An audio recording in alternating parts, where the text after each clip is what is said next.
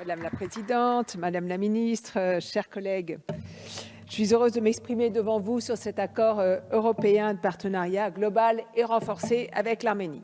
C'est un accord qui nous est cher car il concerne un pays avec lequel nous avons une relation très particulière, très proche et très intime.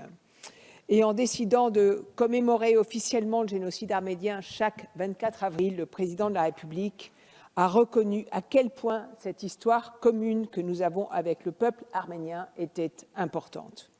Ce débat vient au bon moment, car l'Arménie connaît une évolution politique que nous devons soutenir en portant Nicole Pachinian à leur tête par une révolution pacifique. Les Arméniens ont montré qu'ils souhaitaient plus de démocratie, moins de corruption. Nous ne pouvons évidemment qu'approuver et soutenir ces revendications. Nous devons aussi être présents et soutenir les démarches engagées pour tenter de trouver une solution au conflit du Haut-Karabakh. En tant que coprésidente du groupe de Minsk, la France a une responsabilité particulière. Les dirigeants arméniens et azerbaïdjanais se sont rencontrés à plusieurs reprises. Cependant, il y a eu à nouveau et tout récemment des incidents sur la ligne de front. Il faut vraiment que ces discussions progressent, même si nous savons qu'elles seront difficiles, tant les positions de principe des deux pays sont difficilement conciliables.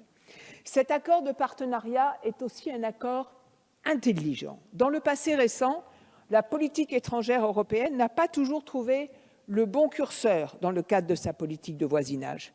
L'Union européenne doit en effet accepter l'idée qu'on ne modifiera ni la géographie ni l'histoire dans cette partie du monde et qu'il faut bien tenir les deux bouts, renforcer notre partenariat stratégique avec les pays du partenariat oriental autour des valeurs européennes, sans nier pour autant la nécessité pour ces pays de conserver des relations de voisinage avec la Russie.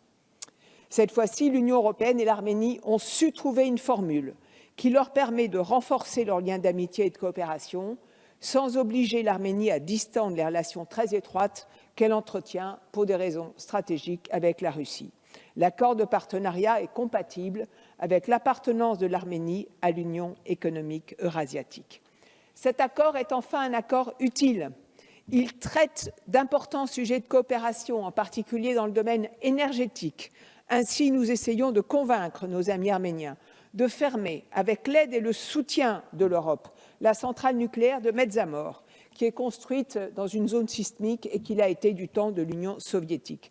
Même si c'est difficile, cette centrale représentant aujourd'hui un tiers des ressources énergétiques du pays, il faut aider l'Arménie à mettre en place une stratégie alternative en matière d'énergie. Autre exemple de questions traitées dans l'accord et qui intéresse spécifiquement la France et certains des parlementaires, c'est celle du brandy arménien. Isabelle en a parlé, exporté en Russie depuis le milieu du 19e sous l'appellation de cognac.